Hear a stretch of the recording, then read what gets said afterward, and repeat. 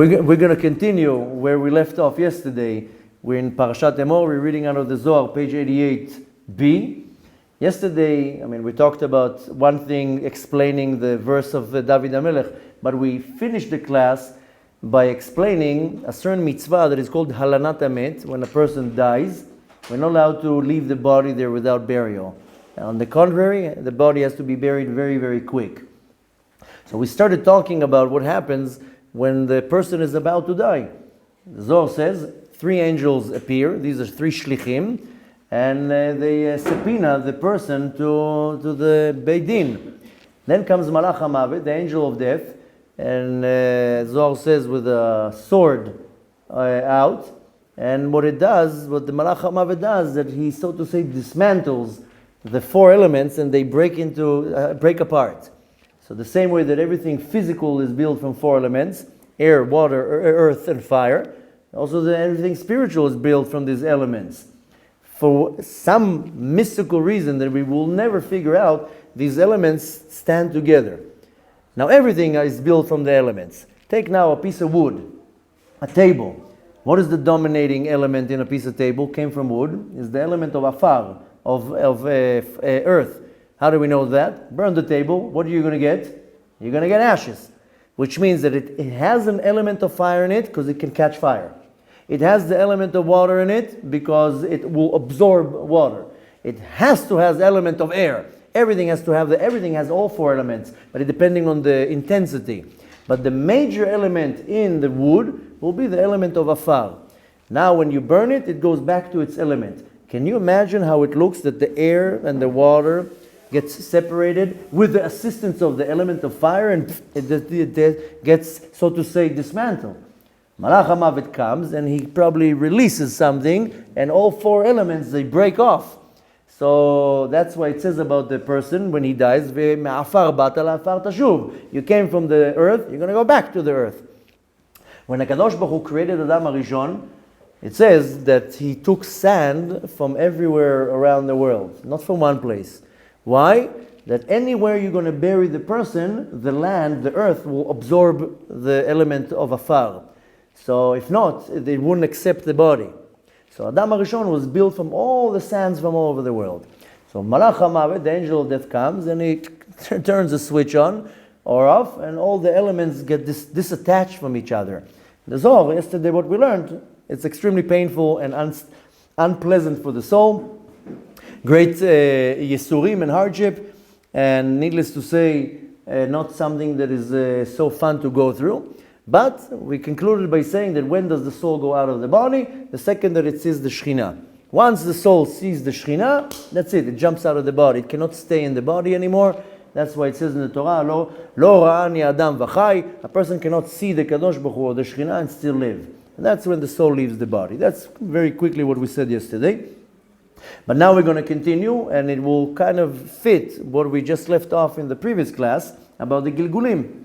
But again, if you want to follow, we're on page 88b, Daf Peichet Amud Bet. The line starts with Batar de Nafka. Up until now, we're talking about when the soul is about to leave the body. Now the soul is already left the body. Batar de Nafka nafshe min gufe. After the soul went out of the body, ve'ishtar gufa belo rucha. Now you know what you have? You have a body laying on the floor, on the bed, or whatever it is, with no ruach, with no spirit in it. It's just a piece of meat. Asur lemishbakle belo kuvurata. You're not allowed to leave the body lying there without burial. Dichtiv, as it says. Where does it say that? In Parashat Kitetse, the book of Dvarim, chapter 21. Lo talin livlato al ha'etz. You should not leave a dead corpse just thrown there. Why? Ki kavor tikverenu bayom ha'u. You must bury him the same day. And he explains, begin de meta de yishtahei. If the body is going to be staying there, kaf daled shot, 24 hours, de'inun yomam velayla, which will pass on it a whole day and a whole night, bela kvuta, without any burial, yahiv chalishuta b'shayfoi dirticha. It will cause a very strong weakness I don't know if you can grammatically say strong weakness, but it will cause a very powerful weakness, specifically in what's called the Merkava Elyona, in the supreme chariot of the world above. Now, definitely don't have time to explain about the Merkava. Some of you maybe sounds familiar, and we are referring to the Merkava, Maaseh Merkava, what Yechezkel saw. But nevertheless, the Merkava is the chariot, so to say, that the chariot's glory is gliding over. The Spirit of Hashem is hovering over the water. That's what it says in the Torah right when we start. When a dead body is not buried in this world, it's causing weakness in the supreme chariot. Why? What's the connection? Because the man, here it's using a very interesting term, Adam Tachton. If he says Adam Tachton, means there's Adam Elyon. Adam is a human. Tachton means lower. We are the Adam Tachton. But there's also Adam Elyon. There's an Adam up there. Nevertheless, the Adam Tachton, the lower level human, is hinting to the Merkava. Because if you do what the Torah tells you, you become a Merkava. Avraham Avinu was a Merkava to the Kadosh Baruch Hu. Merkava means a chariot or a wagon. David HaMelech was a Merkava. He annulled himself. He became annulled to the Kadosh Baruch Hu. Kadosh Baruch Hu can dress in him and operate through him. Moshe Rabbeinu was Merkava and so forth.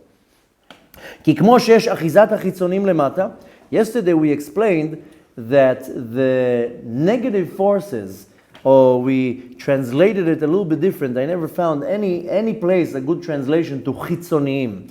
Some will call it outer forces, or some will call it the outer part of purity. Nevertheless, this is not 100% necessarily a klipa.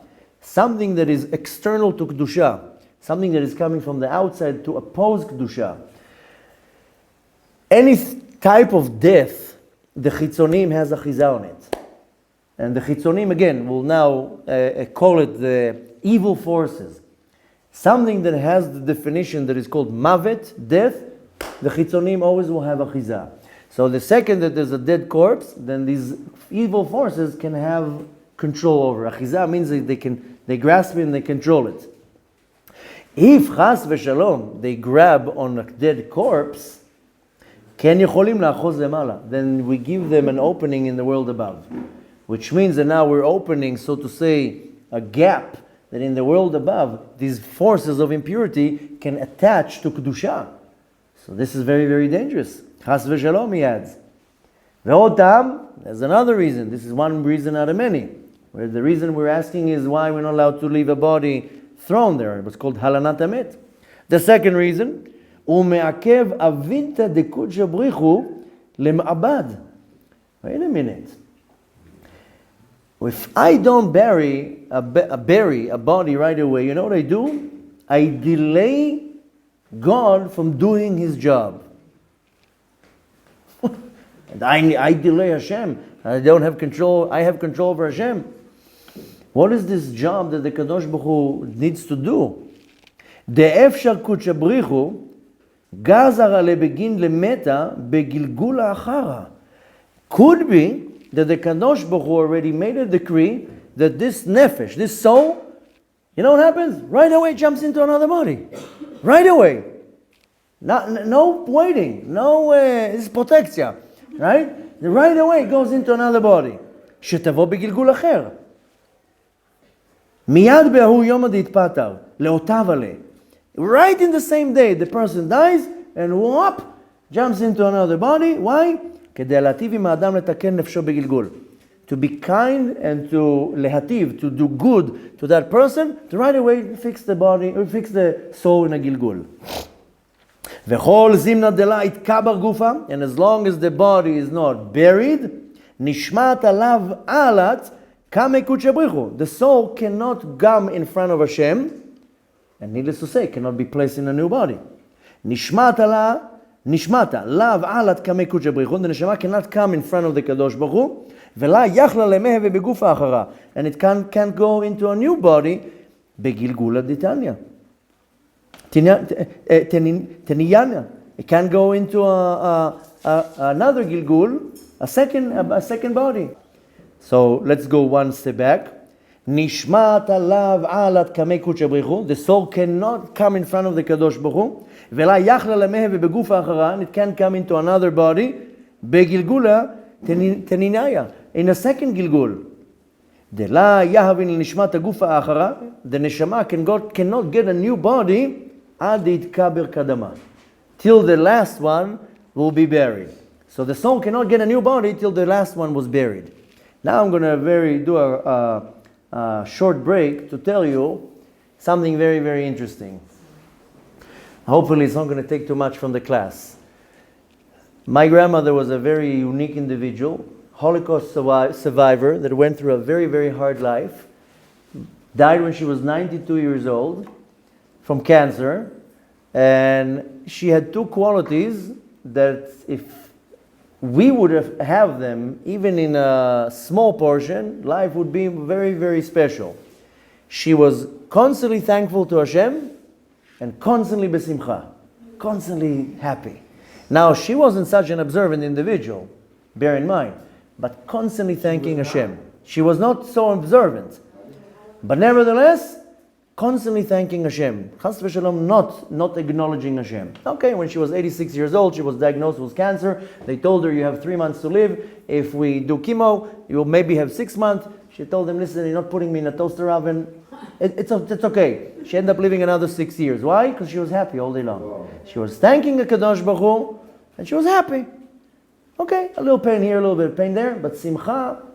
Anyways, before she died, she wanted to see me. So she sent me a ticket to come and visit her. I lived in New York, she lived in Australia.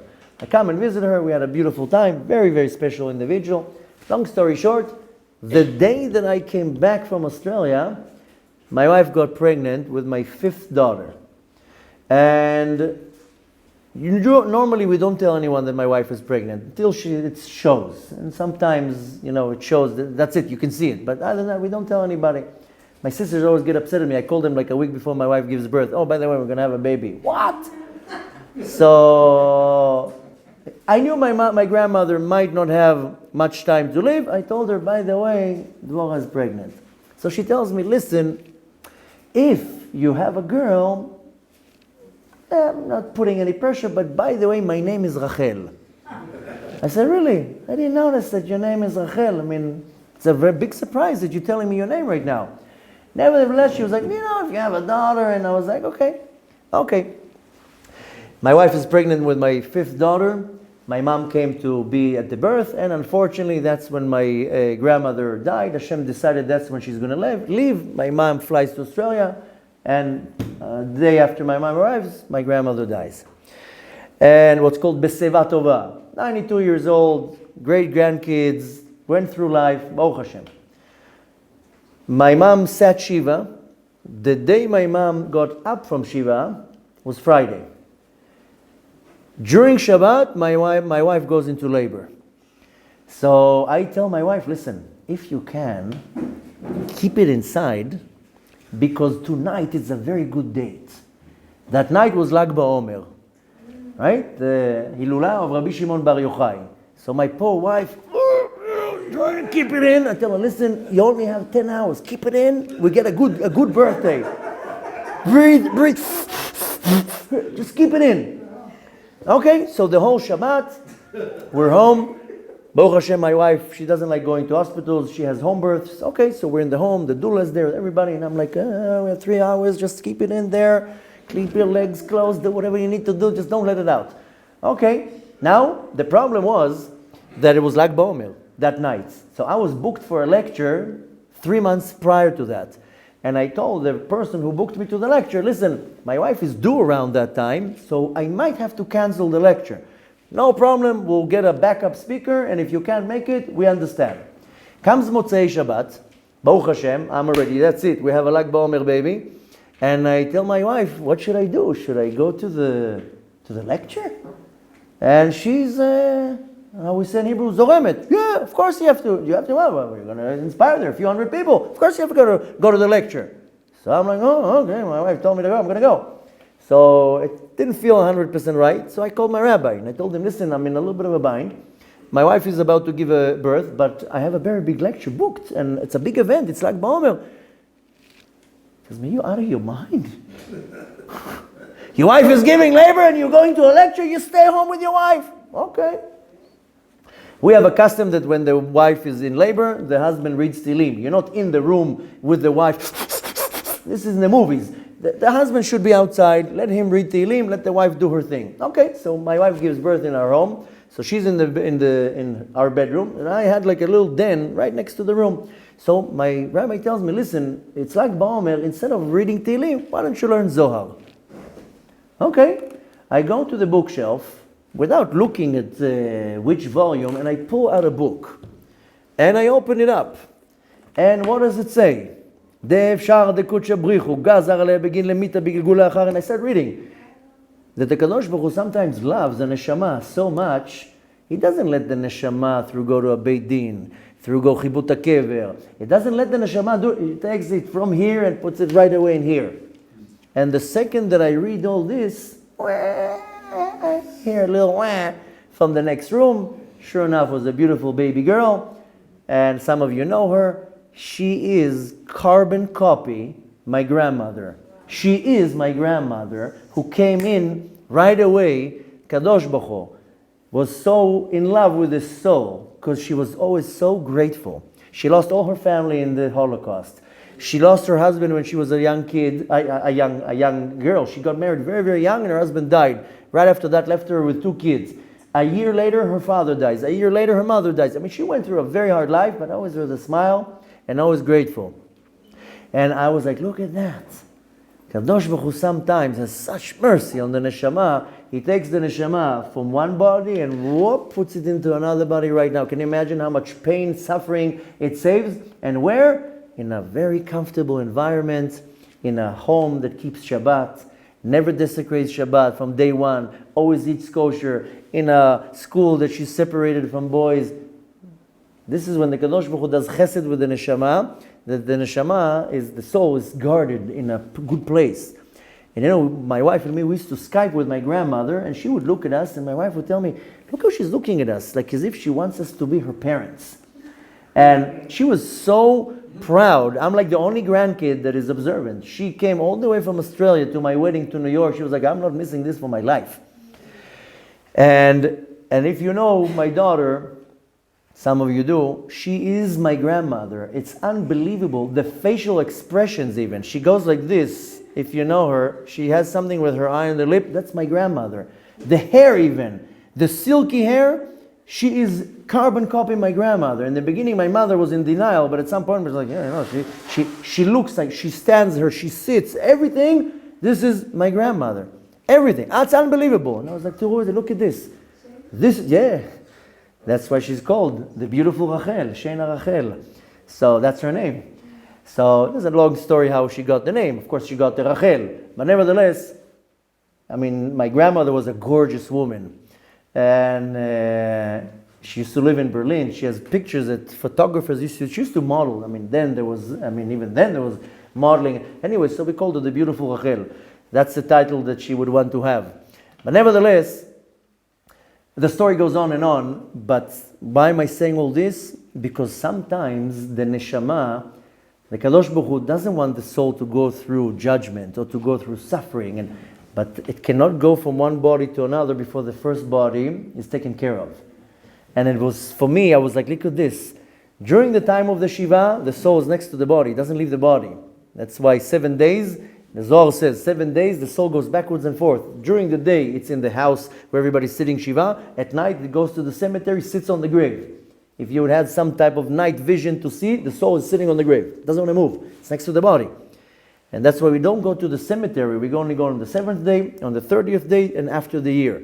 Because the soul is sitting on the grave. Nevertheless, so what do we learn from here? One of the reasons why do we not leave a dead corpse unburied? Because sometimes, and we don't know that, could be that the soul is destined, or there's a decree from the Kadosh Baruch Hu, take the soul and right away put it in a body so it can finish its gilgul, so it can finish its rectification. That's why I always like giving the example with my grandmother, because I'm not saying it chas v'shalom to speak lashon hara about her, but she wasn't 100% observant. I mean, she would light candles on Shabbat, she would eat kosher, but she wasn't 100% observant. So Hashem says, listen, I'm going to take such a sweet soul and going to make it suffer. Let me put it right away in a body of a child that grows in an observant house. From day one, she eats kosher. From day one, she observes Shabbat. Never such a thing that she wore pants or whatever. She's in Hebrew called chamama, like how do you call the hot house? It's protected, right? So the Shkadosh Baruch Hu takes care of the soul. And this is a perfect example that the body, the first body, has to be buried, taken care of. Then the Kadosh Baruch Hu takes the neshama and places it in another body. This is another example that the Zohar is talking about. Why not to leave the dead corpse unburied? Third one. There's another reason. There's another two. But nevertheless, another one. Davar acher. Kad itparsha nishmata min gufa. When the soul gets pulled out of the body. If you understand a little bit the Aramaic, it uses very beautiful language. It says itparsha. In Hebrew it means lifrosh. I retire. I quit. The soul is prushama neshama. You know what it is? How suffering for the soul to be in the body? In Hebrew, when somebody dies, we don't say mavet or met. We say niftar. Why niftar? Niftar ma'olam. When somebody quits his job, ani mitpater. Baruch petarano. A man has a bar mitzvah son, he goes up to the Torah. Baruch petarano ma'onesh. Thank you for getting rid of this headache. So, when a person leaves, niftar min ha'olam. He gets rid of this world. You know what a headache is this world? So here it says, kad itparsha nishmata. When the neshama leaves the body, gets rid of the body, min gufa, uvaya lemeza lehu alma. Now it wants to go to the world above. It missed everybody up there. You know, we're sad when we see somebody go. You know how happy the soul is? It's going to meet its parents, its grandparents, its friends. I mean, everybody. What do you think? They disappear? They go to a different dimension? They're all there. Everybody, all your loved ones. He wants to go to Olam Elyon. I want to go home to my father, to Abba, Avinu Shebashamayim. This soul wants to go up. La te'ul lehu alma. It cannot go to this world above. Ad de yahavin la gufa achara min hora. The soul needs always a body. Now, in this world, it gets a physical body. In the world above, it needs another body.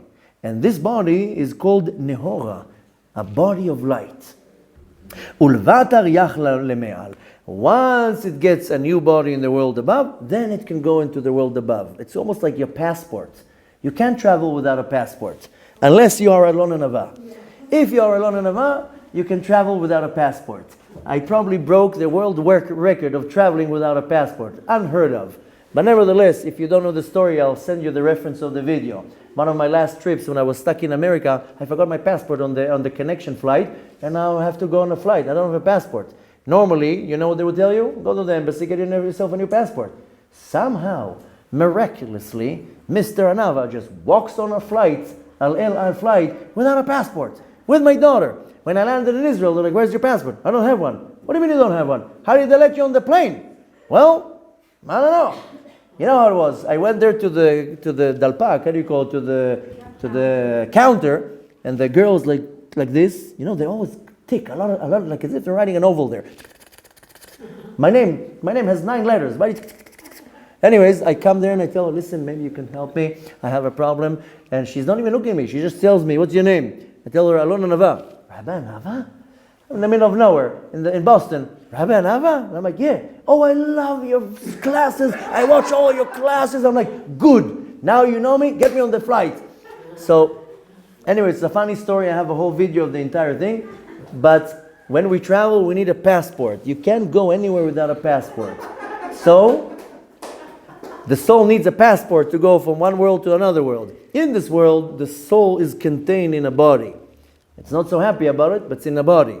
Then when the soul leaves the body, now it's like no body. What does it do? So it needs to be placed into another body. This body is not a physical body, of course. And this is, by the way, I know some of you might have the question, because we did speak about it in previous classes, about a certain term that the Zohar is calling Chalukah de Rabbanan. Chalukah means like a garment or a coat. The Rabbanan is of the body, of the human. The soul gets dressed in a certain coat, in a certain garment. What is this garment? Is all the mitzvot that we do. This is called Chalukah de Rabbanan. That's a whole different thing, what the Zohar is talking about. Here it's talking about when the soul leaves the body, it has to be contained somewhere.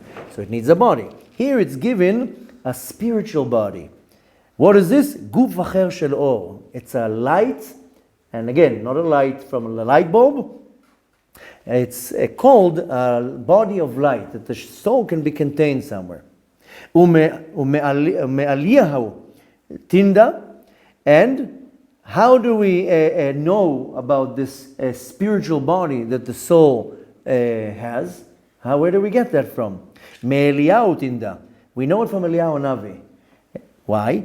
The havoletrein gufin. We know that Eliyahu Navi has two bodies. He has the body in this world where he comes down, he needs a body. And he has a body in the world above. I mean, how many souls like Eliyahu Navi that go up and down there without a passport whenever he wants? He's like a diplomat, just goes in, out, up and down. So, where do we learn that? Eliyahu Navi has two bodies. One body is in this world in order so he can reveal himself in front of human beings. If not, how would you see Eliyahu Navi? You know how many times you probably saw Eliyahu Navi in your life? But one time he was wearing beggar's clothes. One time he was wearing the homeless clothes. One time he was wearing whatever clothes, a police officer. You were cursing the police officer, but the police officer pulled you over because a kilometer down the line was a chain accident and you were saved. So you cursing the officer, but he actually pulled you. That was also Eliyahu Navi. So what do we say on Motzei Shabbat when we do Havdalah? Ashrei mi shera'a oto. Happy is the one who saw him, v'hichzir lo shalom, that you actually recognize him. This was Eliyahu Navi. How many times somebody appears out of nowhere and then disappears, and like, whoa, where did this guy go? Must be Eliyahu Navi. I'll tell you a quick story. This will be a class of stories. Then we'll finish this paragraph. Many years ago, he have multiple bodies because he could be in more than one place at a time.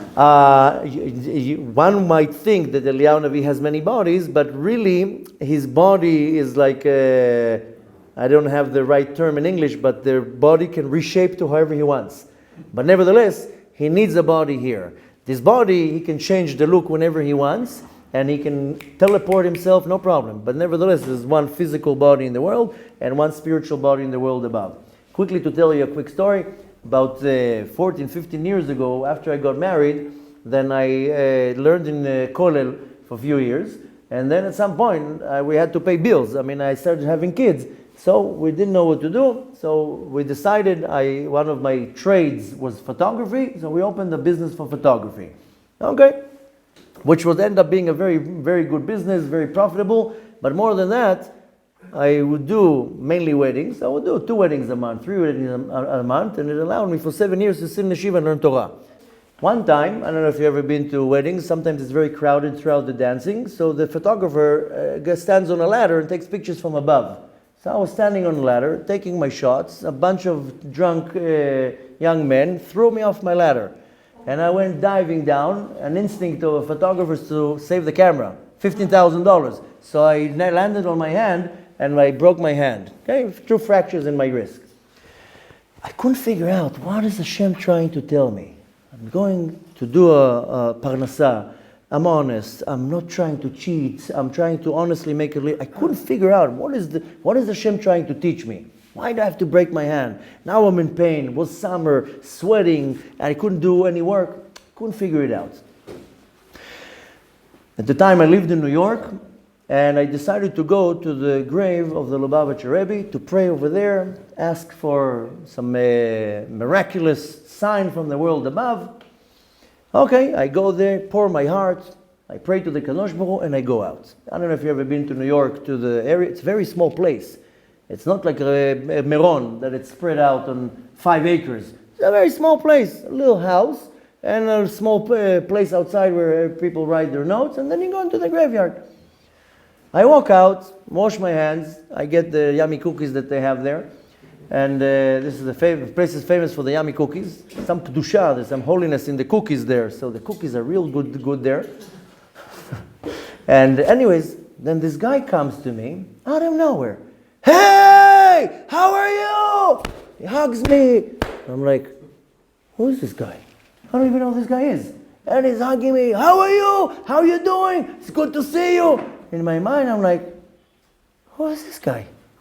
He's asking me, how's my wife? How's the daughter? And after 3 minutes that he's greeting me and asking me, he's looking at my hand, what happened? I told him I broke my hand. He's like, why? I told him because of gravity. Because I was up and I fell down. So he tells me, no. A real chassid goes from below to above, not from above to below. And then he turns around and disappears. Now it took me 2-3 seconds to grasp what he's telling me. Then I'm like, instead of going from above to below, I have to go from below to above? I like the chidush. And I look at him and he disappeared. Now this is a very small place. It's just like a little room and a courtyard. And I'm like, where is this guy? And I walk around, in, up, down, in. The guy disappeared, vanished. And I was looking at that. Eliyahu Navi just came to give me an answer. And I got my answer in one sentence. Because I was trying to understand, why the Kadosh Baruch Hu is now punishing me? Kadosh Baruch Hu is not punishing me. Kadosh Baruch Hu just wants to open my eyes. So Eliyahu Navi comes in many different ways to open your eyes, to see something. And you know what? This one sentence, at the time, once I'll explain more in depth why it was so profound. But I was like, look at that. Your motion has to be, I'm going from below to above, not from above to below. And if you fall in this world, it's for you to go from above to below. And why? So you can go from below to above. Anyways, long story short, Eliyahu Navi knows how to appear in situation, and whoop, and then he disappears. And where's this person? I'm telling you, the guy disappeared within 3 seconds, and it's not a big place that he disappeared into a crowd of 1,000 people. There was maybe 3 people there, and the room is a little room and a little courtyard. And I went in and out, and all around, the guy disappeared. So Eliyahu Navi appears to you many, many times. You have to be very quick to figure out, wait a minute, Eliyahu Navi just talked to me.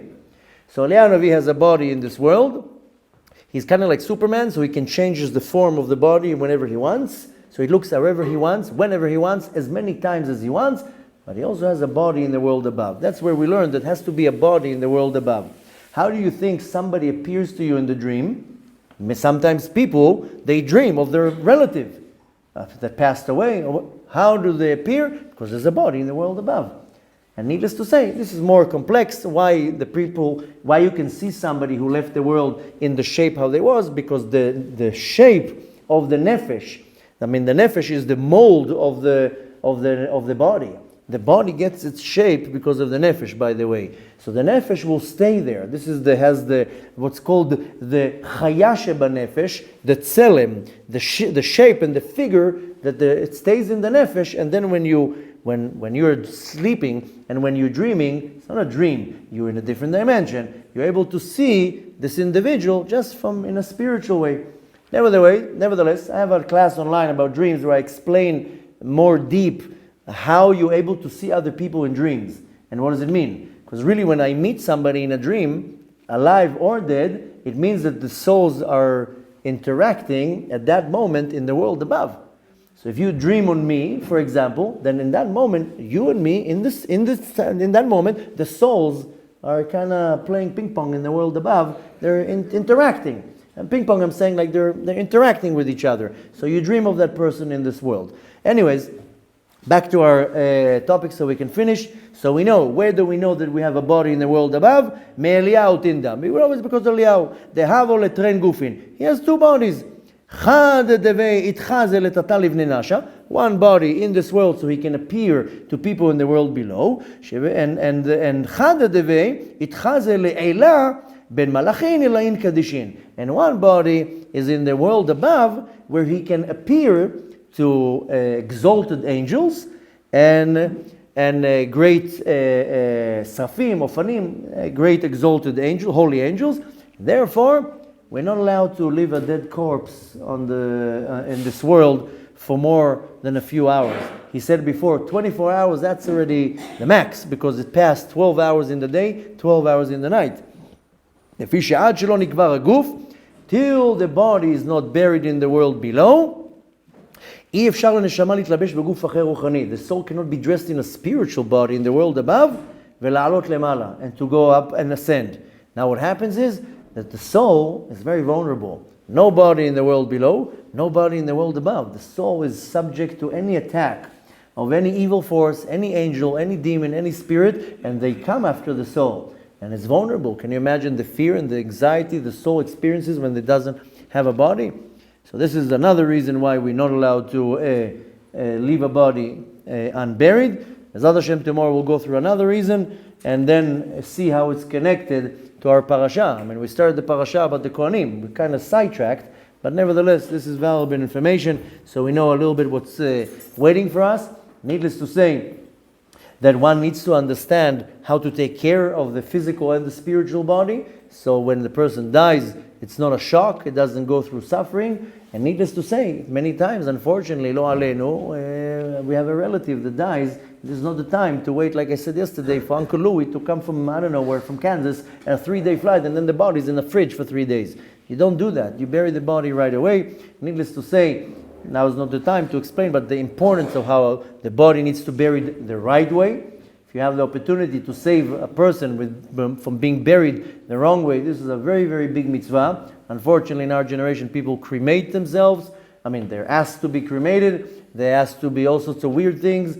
And it's a huge mitzvah if you know the person is about to be buried not the right way, to get involved and to do whatever you can that the person should be buried the right way. I have another interesting story now. We ran out of time. Maybe if you want to remind me tomorrow about the person from California that died, that we had to bury him. This is an unbelievable story, how it got to us to do it. But you see what it means to mamash to be buried the right way, and Shem Erachem, what we had to go through, how much money it cost, and we had to bury somebody. It was mamash going against time. And Baruch Hashem, we were able to bury the individual, and it was a huge, huge mitzvah to be able to save the body of this wonderful Jew that made tshuva when he was 86 years old in his life. Right before he died, he did tshuva. Very, very powerful story, and Baruch Hashem, I had the great merit to be involved in it, in this great mitzvah. But we'll continue and go more in depth tomorrow and the next day. Be'ezrat Hashem. Till then, should have a beautiful rest of the evening. Rabbi Hanania ben Akashya אומר, רצה הקדוש ברוך הוא לזכות את ישראל לפיכך הרבה להם תורה ומצוות שנאמר, אדוני חפץ למען צדקו, יגדיל תורה ויאדיר.